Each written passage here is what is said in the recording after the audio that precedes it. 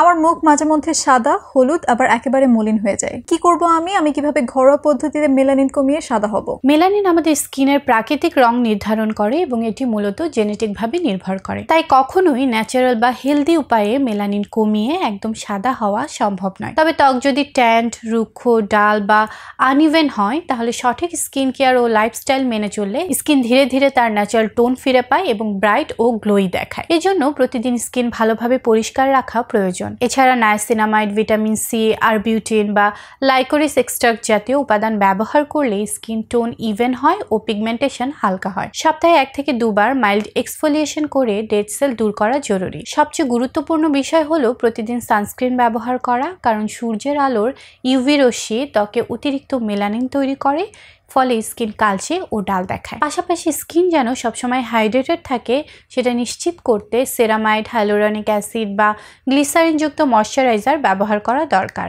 বাইরে থেকে যত্নের পাশাপাশি ভিতর থেকেও স্কিন ভালো রাখার প্রয়োজন রয়েছে।